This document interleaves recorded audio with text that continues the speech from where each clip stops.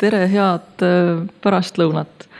See kontseptsioon teemantist kui töörahva timukast, millele Eimar osutas, et kui ma nüüd suudan ajas püsida, siis ma natuke räägin sellest ka oma ettekande lõpuks, aga ma alustan hetkel siiski 1918. aasta novembrist, kui pärast Saksa okupatsiooni siis väga noor Eesti Vabariigi riigivõim asus looma oma seadusi, oma riigiaparaati ja seoses siis vajadusega kohtusüsteemi järele asutati kohtuministeeriumi juurde ka Vabariigi prokuratuur ja Vabariigi prokuröri ametisse määrati Jaan Teemant. Jaan Teemant, senine tunnustatud vandeadvokaat, maanõukogu liige, hilisem mitmekordne riigivanem. Ta oli selles ametis 5 kuud, hiljem oli Asutava Kogu liige, aga tema oli suuresti selle institutsiooni looja. Ja mis siis olid prokuröri ameti ülesanded? Nendest tähtsamad olid järelevalve teostamine seadusliku korra täitmise üle ja seaduste täitmise üle. Tema asi oli valvata näiteks, kuidas kohtu-uurijad eeluurimistoiminguid tegid, kuidas politsei juurdlus töötas. Tema tegi ka ettepanekuid kohtutele, et kas lõpetada mõni asi, kas anda isikud kohtu alla, et kas on koostada süüdistusakti. Ja tema valvas ka karistuste täpse täideviimise üle.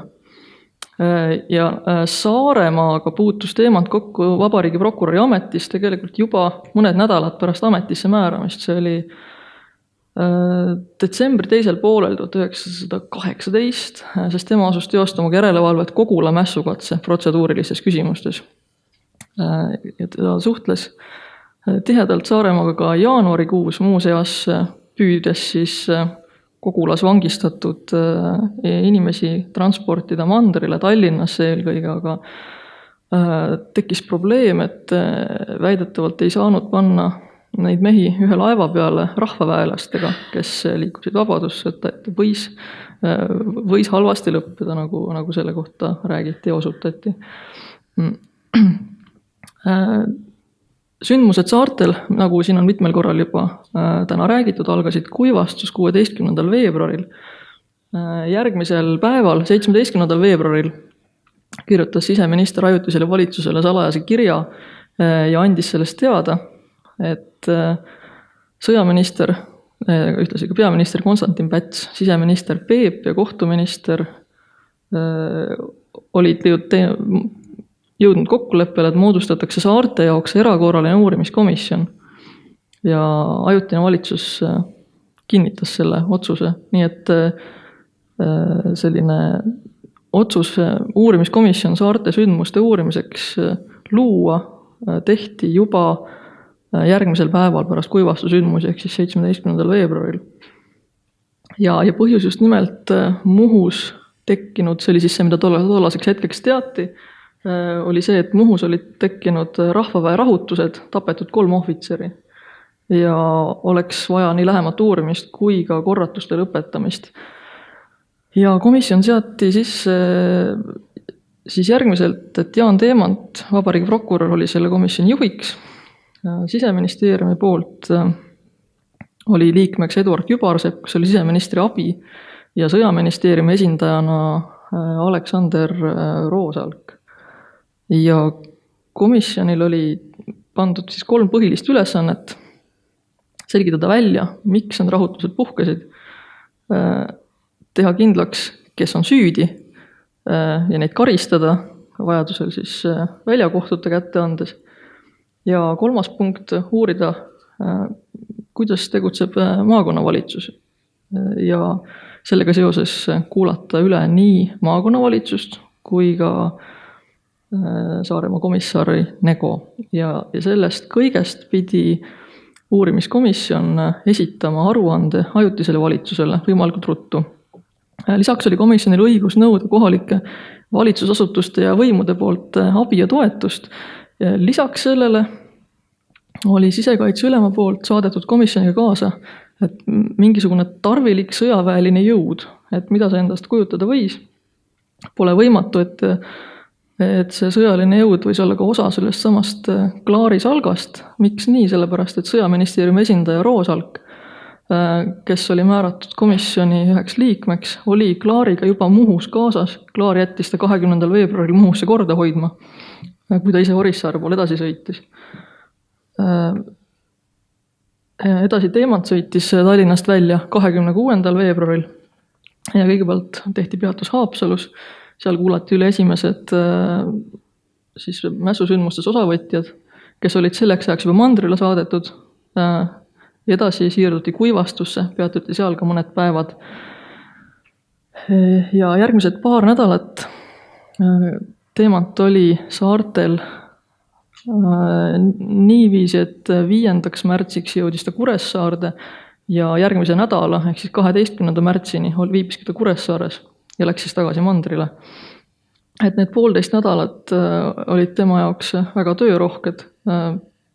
Selle kohta ei ole palju selliseid otseseid materjale, meil on hilisemad kohtutoimikud juba üksikute inimeste kohta, aga just see andmete kogumise kohta on üsna materjal täpselt selline, nagu te siin Jaan Teemanti märkmeid näete. Ta on kogunud infot kõikvõimalike tunnistajate kohta, tema selline stiil on hästi hoogne, et oli poliitikuna selline hoogne, tundub, et oli juristina natuke kärsitu ja hoogne ja seda sama on ka näha sellest, kuidas ta oma märkmeid on teinud, et kaasa võetud paberitele, et kas siis paberipuudusest, ka siis sellest, et kõike on vaja kohe ja palju teada saada, järjest küsitleda uusi inimesi ja on ka näha, kuidas siis on jõutudki kogutud infot tunnistajate kohta, kuulatud neid üle, näiteks hästi palju küüdimehi, kahtlusaluseid on palju, infot on palju, millega ta veel tegeles, oli see, et oli vaja isikuid kuulutada tagaotsitavaks.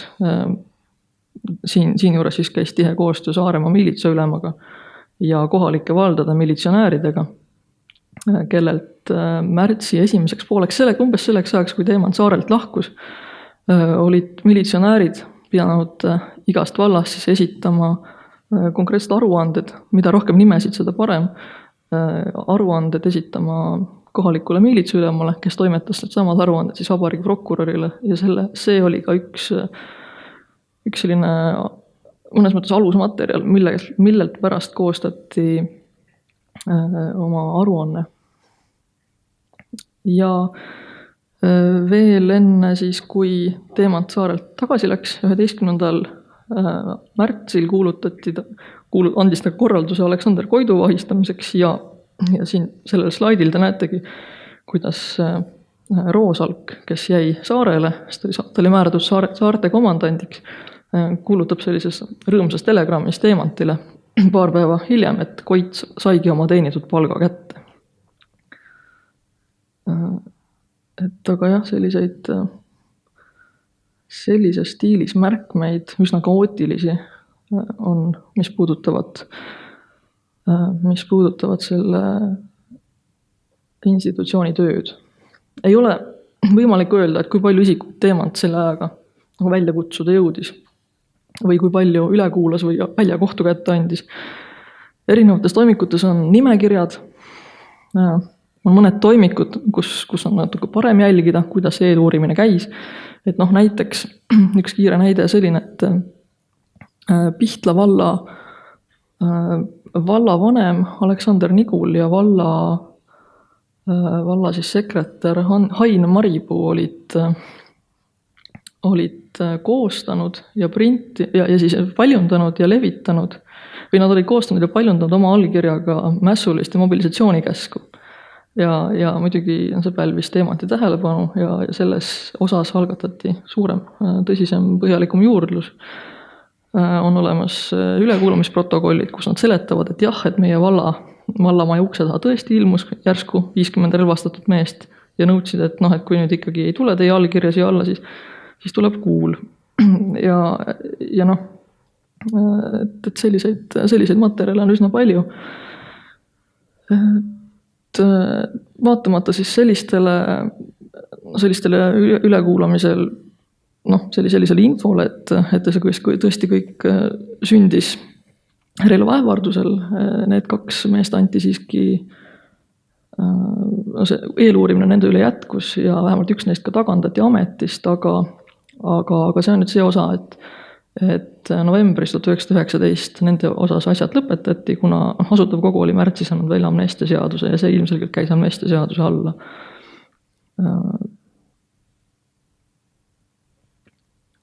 Ja märtsi lõpuks, kui erakorralise uurimiskomisjoni aruande koostamine oli juba lõpule jõudnud, selleks ajaks konstanteeritakse, et kogu uurimismaterjal, mis saartelt leiti, on üle antud väljakohtutele. Et need olid väljakohtud siis sellel, kes tegelesid selle materjali läbivaatamise ja kohtu otsuste täide viimisega, et mitte siis rahukogud. Ja 5. märtsist ehk siis see viimane nädal, kui Teemant ja ülejäänud uurimiskomisjon oli Kuressaares, siis tegeles komisjon põhiliselt Saare maakonnavalitsuse liikmete ja nendega seotud isikute ülekuulamisega, mis oligi nende saarele tuleku 3. eesmärk. See on see sama teema, millest Ago teile enne lõunat põhjalikumalt rääkis. Keskvõimu ja kohaliku võimu vastuolud.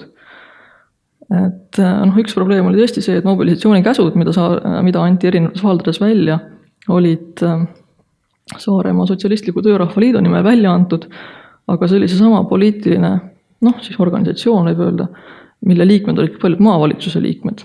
Ja üks täiesti reaalne uurimise põhjus. Teine põhjus oli täiesti selline stabiilselt Viktor Nego, kes oli siis maakonna komissariks ametisse pandud alates tema ametisse määramisest jaanuaris, stabiilselt käinud ja üsa selliseid inetumaid mõõtmeid võtte vägikaika vedu komissari ja kohaliku omavalitsuse vahel. Et Nego ilmselt ei vaja teile tutvustamist, haridustegelane ja omakandi mees, aga just see eitav hoiak, mis tema suhtes võeti, väärib igati tähelepanu. Et esimene selline kaebekiri saadeti ajutisele valitsusele siis maakonna valitsuse poolt juba jaanuari keskpaigas. Põhiprobleem, mis siis oligi, oli poliitiline, et Nego on parteiline ülejooksik, et enne, kui ta valiti Saaremaalt maanõukogusse, ta oli vähemalt Vilmsi mees, mis tähendab vasaktsentrist, et see on okei. Aga et siis 19. aasta alguseks on temast saanud kõige tagurilisema Eesti erakonna ehk Maaliidu liige. Ja lisaks, et see pole ka veel kõik, et ta teeb ka veel selle Maaliidu nimel Saaremaal kihutustööd, sest tulemas oli asutatud kogu valimised, et loomulikult poliitiline agitatsioon käis. Ja see kiri oli ikkagi üpriski sellistes karmides toonides. Et muu seas siis, nagu te võite lugeda, mida veel ajutisele valitsusele Nego kui usalduse kaotanud inimese komissariks jäämine võib kaasa tuua. Et ikkagi, kui ei ole sellisel kriitilisel hetkel usaldust, et siis ei ole justkui mitte midagi. Ja muuhulgas siis ka tähendati, et kui nüüd Nego ikka ametisse jääb, et siis Saare maakonnavalitsus ei võta enda peale vastutust mitte mingisuguste tagajärgede eest, mis võib hakata juhtuma. Ja ilmselgelt ei olnud ka see ilmselt väga meeltmööda, et ka Jaan Teemant, kes prokurörina saartele saabus, oli ju samuti selle tagurilise Maaliidu liige.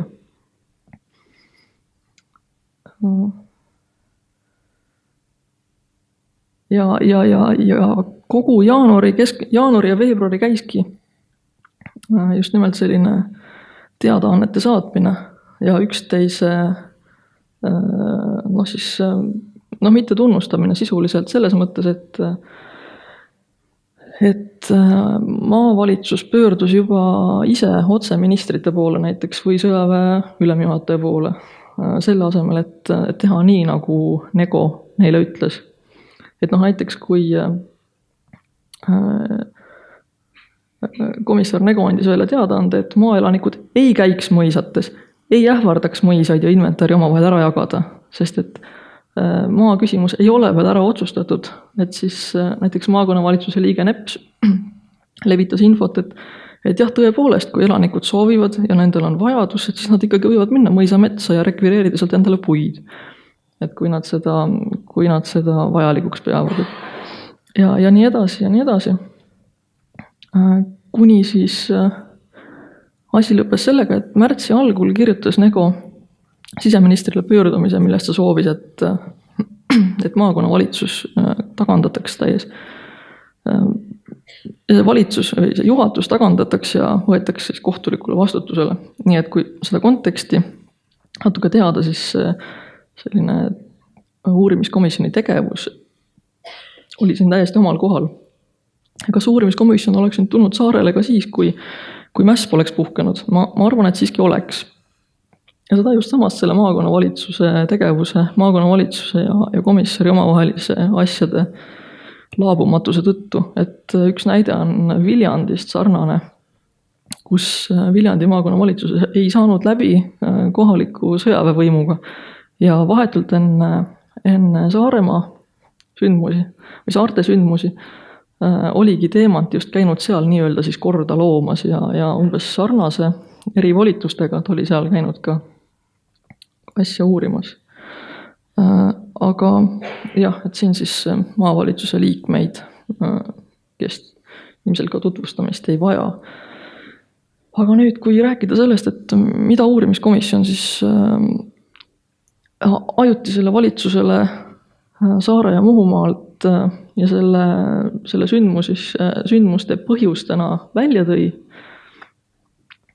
siis kõige kokkuvõtmavalt, kui see aruanne esitati, see oli päris märtsi lõpus, siis osutati 3 põhilisele aspektile, millest ka täna on mitu korda juba räägitud. See on siis viha mõisnike vastu, kitsad majandusolud ja maanälg, mis põhjustanudki saarlastele rahulolematuse sellisel kujul, nagu ta oli. Ja lihtsalt selline, see kuivastu oli siis natuke nagu selline viimane või selline sütitaja. Lisaks võib-olla huvitavamad osad sellest aruandest, mis väärivad esiletõstmist, on see, et kogutud andmeil leiti, et ei ole põhjust arvata, et mässajatel oleks olnud mingisuguseid suuremaid sõjalisi juhte kui Lipnik Jõgi, Saaremaa kaitseliitlane. Samamoodi, et mässajatel oleks olnud rahaline toetus või ka varustus. Et lisaks sellele, et neil ei paistnud seda ikkagi mitte kuskil olemas olnud olevat, et siis ka kas ajapuudusest või oskamatusest või teadmatusest ei olnud kasutatud ka suurtükke ja sõjamoona, mis väidetavalt siis mööda Saaremaad oli ringi vedelenud ja mille rahvavägi nüüd oma hoole alla võttis. Mis tegelikult omakorda natuke näitab jälle, et ikkagi mida kardeti olid enamlased, aga uurimiskomisjon sellist vaatamata punaste pelgusele nende olemasolu ei suutnud küll kuidagi tuvastada. Ja lisaks sellele veel, kui tsiteerida aruannet, siis sellist intelligentlisemat elementi samuti seda ei suudetud selliste juhtide seas tuvastada. Mainiti Aleksander Koitu loomulikult ja teised Venemaalt saabunud madrused, kes olid teeninud näiteks just nimelt enamlaste või siis ka punaseks läinud Vene sõjaväes. Lootusetust nimetatakse, et kas väike Eesti ja suure Venemaa vastu ja kõik see sama, millest samuti Ago Pajuri ettekandes juba kuulsite. Ja paralleelselt kuulujutud sellega, et Eesti rahvaväes koheldakse sõdureid halvasti. Et ükski neist ilmselgelt kedagi rahvaväkke minema ei motiveerinud. Küll aga eraldi aruanne esitati Saare maakonnavavalitsuse kohta ja seal algatati ikkagi eeluurimine maakonnavalitsuse abiesimehe Mihkel Nepsi suhtes. Lisaks selle puude rekvireerimise juhtumile, ka muud siis tema sellised väljaütlemised kandsid sellist ikkagi veel natuke, võib-olla sellist 17. aasta romantika laadi, mis sellises sõjas olevas hästi noores riigis natuke omandasid sellise riigivõimu vastu sõdimise ilme. Et näiteks see lausegi, et just nimelt, et ajutise valitsuse nõudmise täidetakse ainult sel korral, kui siis Soome valgekaartlased astuvad Kuressaares üle siis maakonnavalitsuse liikmete laipade, et mitte siis vähemal juhul. Aga siiski ka Nepsi sellised etteheited talle või potentsiaalsed süüteod lõpuks niimoodi hääbusid, nad käisid ka 19. aasta Asutava Kogu amnestia seaduse alla ja tegelikult juba ju aprillis 19 Neps valiti sotsiaaldemokraadina Asutava Kogu liikmeks, samamoodi Grünthal. Ja veel võib-olla, kui nimetada sellist huvitavat seika selle Teemanti aruandega seoses, siis see, et umbes samal ajal, märtsi lõpus, märtsi teisel poolel ilmus ka siis Jaan Klaari raport selles, mis ikkagi Saaremaal toimus ja Muhumaal. Ja kui need, kas panna need kõrvuti ja need võrrelda keeleliselt, siis hakkab silma see, et Klaar kasutab palju kergemini sellise sõnu nagu punased ja sellele vastukaaluks meie mehed. Näiteks, et meie mehed liikusid punaseid taga ajades või punased piirasid Kuressaaret või punaste käskjalg lastakse maha. Et sellist asja selles erakorralise uurimiskomisjoni raport käib selle punase väljendiga, ei käi nii kergelt ringi, et seal on palju rohkem sõnu valitud, mis ilmselt nad on ikkagi aru saada, et see on juristide koostatud ja nad väga aduvad seda, miks nad on saarele saadetud. Ja kui lõpetada see lühike ülevaade võib-olla natuke pateetilise küsimusega, et kas Jaan Teemant kas teda võib nimetada 19. aasta mässu viimaseks ohvriks, siis kust üldse selline küsimus, eks ju. Jõuamegi 1940. aastasse ja 40. aasta suvesse. Et Jaan Teemant oli üks neist suurest hulgast Eesti riigitegelastest, kes Nõukogude võimu poolt vangistati. Ja tal olid selleks ajaks kahtlemata suured teened, 4 korda riigivanem. Ta oli kaitsnud vabadussõjalasi 30. aastatel, tal oli suur talu, ehk siis tema Nõukogude vastase tegevus. Et tema Nõukogude vastases tegevuses, et kui sooviti leida põhjuseid, ei olnud see nimekiri oli üsna pikk. Aga et kui algasid ülekuulamised, siis üsna ruttu tõusid ikkagi esile 2 põhilist teemat. Ja need olid vägivald kommunistide vastu ja Saaremaa mässu mahasurumine. Ja mõlemad just sellest kitsast ajaaknast 1918-19, kui ta oli vabariigi prokurör. Et loomulikult mingisugused sellised põhjendused ja erinevad ka sellised juristi võimed, loomulikult tal siinkohal abiks ei olnud, et lõpuks just nimelt, kui vaadata, et milles siis Teemantit süüdistati, siis Saaremaa ja just ikkagi see töörahva vereimeja pool ja see tõuseb ja just ka see Saaremaa selline timukas, et need on 2 põhilist süüdistust, mis ta 40. aastal NKVD-lt ka saab, nii et võib öelda, et mässuvari käis Jaan Teemantiga kaasas kuni lõpuni välja.